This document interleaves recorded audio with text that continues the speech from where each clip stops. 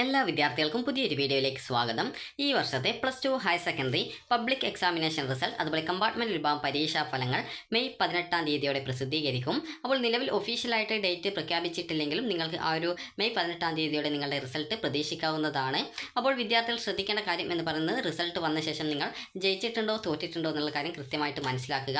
അപ്പോൾ നിങ്ങൾക്ക് അറിയാം എങ്ങനെയാണ് ഈ ഒരു ജയിച്ചിട്ടുണ്ടോ തോറ്റിട്ടുണ്ടോ എന്നുള്ളത് മനസ്സിലാക്കുക എന്നുള്ളത് ജസ്റ്റ് നിങ്ങൾക്ക് പറഞ്ഞുതരാം. അതായത് ഓരോ വിഷയവും നിങ്ങൾക്ക് അറിയാം 80 മാർക്കുള്ള സബ്ജക്റ്റ് ഉണ്ട്, അതുപോലെ തന്നെ 80 മാർക്കുള്ള സബ്ജക്റ്റ് ഉണ്ട്, അതുപോലെ തന്നെ 60 മാർക്കുള്ള സബ്ജക്റ്റ് ഉണ്ട്. അപ്പോൾ നിങ്ങൾക്ക് 2 വർഷം കൂടി ജയിക്കാനായിട്ട് വേണ്ട മാർക്ക് എന്ന് പറയുന്നത് TE മാർക്കാണ്. ഈ ഒരു TE മാർക്ക് എന്ന് പറയുമ്പോൾ നിങ്ങൾക്കറിയാം പരീക്ഷയിൽ കിട്ടുന്ന മാർക്ക് നോക്കിയിട്ടാണ് ഒരു വിദ്യാർത്ഥി ജയിച്ചിട്ടുണ്ടോ ഇല്ലയോ എന്ന് നോക്കുന്നത്.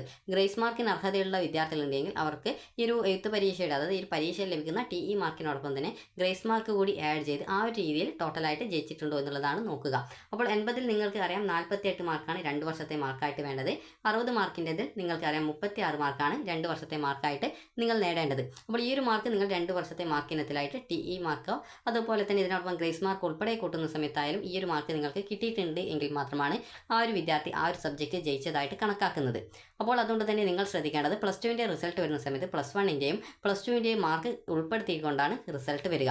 അപ്പോൾ ഈ ഒരു നിങ്ങൾ ഇംപ്രൂവ്മെൻറ്റ് പരീക്ഷ ചെയ്ത വിദ്യാർത്ഥികളായിരുന്നാലും ഇംപ്രൂവ്മെൻറ്റിൻ്റെ മാർക്ക് ഉൾപ്പെടെയാണ് ഈ ഒരു റിസൾട്ടിൽ വരുന്നത്. അപ്പോൾ ഈ റിസൾട്ട് വരുന്ന സമയത്ത് നിങ്ങൾ കൃത്യമായിട്ട് നോക്കുക. നിങ്ങൾക്ക് ഏതെങ്കിലും വിഷയത്തിന് അതായത് 80 മാർക്കിൻ്റെ സബ്ജക്റ്റിന് ഏതെങ്കിലും ഗ്രാൻഡ് ടോട്ടൽ നോക്കുന്ന സമയത്ത് നിങ്ങൾക്ക് ഈ ഒരു പരീക്ഷ മാത്രം എഴുതിയിട്ട് ജയിക്കാൻ ഉദ്ദേശിക്കുന്നത് ആ ഒരു രീതിയിൽ ജയിക്കുന്ന വിദ്യാർത്ഥികൾ TE മാർക്ക് മാത്രം നോക്കുക. നിങ്ങൾക്ക് ഗ്രേസ് മാർക്കിന് അർഹതയുള്ള വിദ്യാർത്ഥികൾ ആണെങ്കിൽ നിങ്ങളുടെ ഈ ഒരു ഗ്രേസ് മാർക്കിൻ്റെ മാർക്ക് കൂടി അതായത് ഈ ഒരു TE മാർക്കും അതുപോലെ തന്നെ ഈ ഒരു ഗ്രേസ് മാർക്കും നിങ്ങൾ കൂട്ടുക. അപ്പോൾ ഈ ഒരു ഗ്രേസ് മാർക്കും കൂട്ടുന്ന സമയത്ത് 80-ൽ നിങ്ങൾക്ക് 48 കിട്ടിയിട്ടുണ്ടോ അതുപോലെ തന്നെ 60-ൽ നിങ്ങൾക്ക് 36 മാർക്ക് കിട്ടിയിട്ടുണ്ടോ എന്നുള്ളത് കൃത്യമായിട്ട് പരിശോധിക്കുക.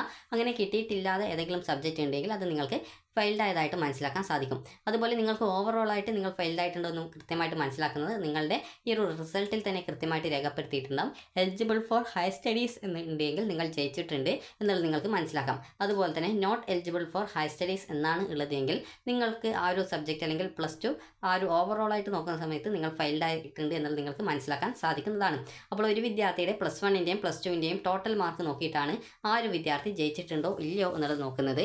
നേരത്തെ പറഞ്ഞതുപോലെ തന്നെ നിങ്ങൾക്ക് എഴുത്ത് പരീക്ഷയുടെ മാർക്ക് മാത്രമേ ജയിക്കാനായിട്ട് ഉള്ളൂ എന്നുള്ള വിദ്യാർത്ഥികൾക്ക് ആ ഒരു TE മാർക്ക് മാത്രം നോക്കുക. 2 വർഷത്തെ TE മാർക്കിൻ്റെ ഗ്രാൻഡ് ടോട്ടൽ നോക്കുക. അതുപോലെ ഗ്രേസ് മാർക്കിന് അർഹതയുള്ള വിദ്യാർത്ഥികൾ ഈ ഒരു TE മാർക്ക് അത് പരീക്ഷയുടെ മാർക്കും ഗ്രേസ് മാർക്കും നോക്കിയിട്ട് ആ ഒരു സബ്ജക്റ്റിന് 2 വർഷം കൂടി 80 മാർക്കിൻ്റെ സബ്ജക്റ്റ് ആണെങ്കിൽ 48 മാർക്കും 60 മാർക്കുള്ള സബ്ജക്റ്റ് ആണെങ്കിൽ 2 വർഷം കൂടി 36 മാർക്കും കിട്ടിയിട്ടുണ്ടോ എന്നുള്ളത് കൃത്യമായിട്ട് പരിശോധിക്കുക. ഈ ഒരു രീതിയിൽ മാർക്ക് കിട്ടിയിട്ടില്ല എങ്കിൽ +2 റിസൾട്ട് വന്ന് 2 ദിവസത്തിനുള്ളിൽ സേ പരീക്ഷയ്ക്കുള്ള സേ ഓർ ഇംപ്രൂവ്മെൻറ്റ് പരീക്ഷയ്ക്കുള്ള രജിസ്ട്രേഷൻ ആരംഭിക്കും. അപ്പോൾ ആ ഒരു സമയത്ത് വിദ്യാർത്ഥികൾ അപേക്ഷ സമർപ്പിക്കുക. ഇനി അതുപോലെ തന്നെ +2 ഇംപ്രൂവ്മെൻറ്റ് എഴുതാൻ പറ്റുന്ന വിദ്യാർത്ഥികൾ എന്ന് പറയുന്നത് +2 റെഗുലർ വിഭാഗം വിദ്യാർത്ഥികളാണ്. അതായത് ആദ്യമായിട്ട് +2 പഠിച്ച് പരീക്ഷ എഴുതുന്ന വിദ്യാർത്ഥികൾക്ക് മാർക്ക് ഏതെങ്കിലും സബ്ജക്റ്റിന് കുറവാണ് അല്ലെങ്കിൽ ഏതെങ്കിലും സബ്ജക്റ്റിൻ്റെ മാർക്ക് മെച്ചപ്പെടുത്തണമെന്നുണ്ടെങ്കിൽ ഏതെങ്കിലും ഒരു വിഷയം ഇംപ്രൂവ്മെൻറ്റ് ചെയ്യാനുള്ള അതായത് സേ പരീക്ഷയോടൊപ്പം സേ പരീക്ഷ എഴുതുന്ന വിദ്യാർത്ഥികളോടൊപ്പം ഒരു സബ്ജക്റ്റ് ഇംപ്രൂവ്മെൻറ്റ് ചെയ്യാനുള്ള അവസരമാണുള്ളത്. അപ്പോൾ ആ ഒരു അവസരം വിദ്യാർത്ഥികൾ ഉപയോഗിക്കുക. ഇനി അതുപോലെ തന്നെ വിദ്യാർത്ഥികൾ ഈ ഒരു +2 ഏതെങ്കിലും സബ്ജക്റ്റിൽ നിങ്ങൾ തോൽക്കുകയാണെങ്കിൽ നിങ്ങൾ സേ പരീക്ഷയാണ് എഴുതേണ്ടി വരിക. സേ പരീക്ഷയ്ക്ക് ഈ ഒരു എത്ര വിഷയം വേണമെങ്കിലും അതായത് നിങ്ങൾ 6 വിഷയം തോറ്റിട്ടുണ്ടെങ്കിൽ 6 വിഷയം അതായത് +2 അറിയാം 6 വിഷയമാണുള്ളത്. 6 വിഷയം തോറ്റിട്ടുണ്ടെങ്കിൽ 6 വിഷയം എഴുതാം. 6-ൽ കുറവാണെങ്കിൽ അതിനനുസരിച്ച് നിങ്ങൾക്ക് എഴുതാം. അതുപോലെ പ്രാക്ടിക്കൽ മുമ്പ് ഈ ഒരു +2ൻ്റെ ആ ഒരു സമയത്ത് അതായത് ഏകദേശം ഫെബ്രുവരി മാസത്തിലൊക്കെ ആയിട്ട് പ്രാക്ടിക്കലിൻ്റെ പരീക്ഷ നടന്നിട്ടുണ്ടായിരുന്നു. അപ്പോൾ ആ ഒരു സമയത്ത് നിങ്ങൾ പ്രാക്ടിക്കലിൻ്റെ പരീക്ഷ എഴുതാതെ വിദ്യാർത്ഥികളുണ്ടെങ്കിൽ +2ൻ്റെ സേ പരീക്ഷ സമയത്ത് ഈ ഒരു പ്രാക്ടിക്കലിൻ്റെ കൂടി രജിസ്ട്രേഷൻ ചെയ്യാനായിട്ട് ശ്രദ്ധിക്കുക.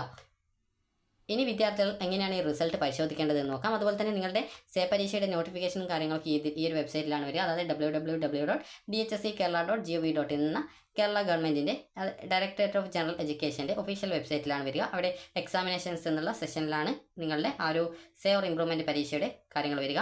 അതുപോലെ തന്നെ നിങ്ങൾക്ക് പ്രതീക്ഷിച്ച മാർക്ക് നിങ്ങൾക്ക് കിട്ടാതിരിക്കുന്ന സാഹചര്യത്തിൽ നിങ്ങൾക്ക് റീവാലുവേഷനായിട്ട് അപേക്ഷിക്കാവുന്നതാണ്. റീവാലുവേഷൻ അതുപോലെ സ്ക്രൂട്ടിനി ഫോട്ടോ കോപ്പി എന്നിവയ്ക്കുള്ള അപേക്ഷ സമർപ്പിക്കാം. ഫോട്ടോ കോപ്പി എന്ന് പറയുമ്പോൾ നിങ്ങൾക്ക് നിങ്ങളുടെ ആൻസർ ഷീറ്റിൻ്റെ ഫോട്ടോ കോപ്പി കിട്ടും. സ്ക്രൂട്ടിനി എന്ന് പറയുന്നത് സൂക്ഷ്മ പരിശോധനയാണ്. റീവാലുവേഷൻ എന്ന് പറയുന്നത് വീണ്ടും നിങ്ങളുടെ ആൻസർ ഷീറ്റ് പരിശോധിക്കുന്നതാണ്. റീവാലുവേഷൻ അപേക്ഷിക്കുന്ന വിദ്യാർത്ഥികൾ സ്ക്രൂട്ടിനിക്ക് അപേക്ഷിക്കേണ്ടതില്ല. കാരണം രണ്ടും ഏകദേശം സെയിം രീതിയാണ്. അതായത് റീവാലുവേഷൻ ഒന്നുകൂടി പരിശോധിക്കും. സ്ക്രൂട്ടിനി എന്ന് പറയുമ്പോൾ എവിടെയെങ്കിലും മാർക്ക് ഇട്ടത് കുറഞ്ഞു പോയിട്ടുണ്ടോ എന്ന് മാത്രമേ പരിശോധിക്കത്തുള്ളൂ. അപ്പോൾ നിങ്ങൾക്ക് ഈ റിസൾട്ട് അറിയുന്നതിനായിട്ട് നിങ്ങൾ ചെയ്യുന്നത് ഈ ഒരു DHSC വെബ്സൈറ്റാണ് ഓപ്പൺ ചെയ്യുന്നതെങ്കിൽ HSC റിസൾട്ട്സ് എന്നുള്ള ലിങ്കിൽ ക്ലിക്ക് ചെയ്യുക. അതായത് ഇവിടെ നിങ്ങൾക്ക് ഒരു ലിങ്കാണ്, ജസ്റ്റ് അതിൽ ക്ലിക്ക് ചെയ്യുക. അതല്ലെങ്കിൽ നിങ്ങൾക്ക് kerala result.nic.in എന്നുള്ള വെബ്സൈറ്റിലേക്ക് നേരിട്ട് പോയാൽ മതിയാകും. അപ്പോൾ ഇവിടെ നിങ്ങൾക്ക് കാണാൻ സാധിക്കും ഈ ഒരു വെബ്സൈറ്റിൽ നിങ്ങൾക്ക് നിങ്ങളുടെ റിസൾട്ട് വന്നു കഴിഞ്ഞാൽ മുകളിലായിട്ട് തന്നെ DHSC റിസൾട്ട്സ് 2025 എന്ന് പറഞ്ഞുകൊണ്ട് ഒരു ലിങ്ക് കാണാൻ പറ്റും. നിലവിൽ ഈ റിസൾട്ട് ഒന്നും വരാത്തതുകൊണ്ടാണ് ഇത് കഴിഞ്ഞ വർഷത്തെ ലിങ്കാണ്. അപ്പോൾ ജസ്റ്റ് നിങ്ങൾക്ക് അവിടെ റോൾ നമ്പർ നൽകുക, ഡേറ്റ് ഓഫ് ബർത്ത് നൽകുക, സബ്മിറ്റ് ചെയ്യുക. സബ്മിറ്റ് ചെയ്യുന്ന സമയത്ത് നിങ്ങളുടെ റിസൾട്ട് അറിയാൻ സാധിക്കും. അതുപോലെ തന്നെ നിങ്ങൾക്ക് ഇവിടെ കാണാൻ സാധിക്കുന്നതാണ്, അതായത് ഒരു സിമ്പിൾ കാണാം ഇവിടെ സൈഡിലായിട്ട്. ജസ്റ്റ് അതിൽ ക്ലിക്ക് ചെയ്യുന്ന സമയത്ത് നിങ്ങളുടെ സ്കൂളിൻ്റെ കോഡ് നൽകി കഴിഞ്ഞാൽ നിങ്ങൾക്ക് നിങ്ങളുടെ റിസൾട്ട് അറിയാൻ സാധിക്കുന്നതാണ്.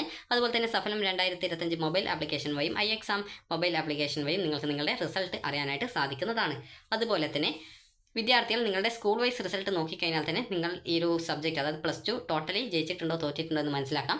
കാരണം നിങ്ങളുടെ സ്കൂൾ വൈസ് റിസൾട്ട് നോക്കുന്ന സമയത്ത് അതിൽ കൃത്യമായിട്ട് സൈഡിലായിട്ട് രേഖപ്പെടുത്തിയിട്ടുണ്ടാവും NHS or EHS എന്നുള്ളത്. NHS എന്ന് പറയുമ്പോൾ നിങ്ങൾ തോറ്റിട്ടുണ്ട് എന്ന് മനസ്സിലാക്കാം. EHS എന്നാണെങ്കിൽ ജയിച്ചിട്ടുണ്ട്. EHSൻ്റെ full form eligible for higher studies, NHS എന്ന് പറഞ്ഞാൽ not eligible for higher studies, അതായത് തുടർ പഠനത്തിന് യോഗ്യതയുണ്ട്. അതുപോലെ NHS എന്ന് പറയുമ്പോൾ തുടർ പഠനത്തിന് യോഗ്യത ഇല്ല എന്നുള്ളതാണ് അർത്ഥമാക്കുന്നത്. അപ്പോൾ വിദ്യാർത്ഥികൾക്ക് നിങ്ങളുടെ റിസൾട്ടുകൾ ഏകദേശം മെയ് 18-ാം തീയതിയോടെ നിങ്ങൾക്ക് അറിയാൻ സാധിക്കുന്നതാണ്. +1ൻ്റെ ഇംപ്രൂവ്മെൻറ്റ് പരീക്ഷാഫലവും അതോടൊപ്പം തന്നെയാണ് പ്രസിദ്ധീകരിക്കുക. അപ്പോൾ നിങ്ങൾക്ക് ഈ ഒരു വീഡിയോ ഉപകാരപ്രദമായിട്ടുണ്ടെങ്കിൽ ലൈക്ക് ചെയ്യുക, ഷെയർ ചെയ്യുക. Thank you for watching.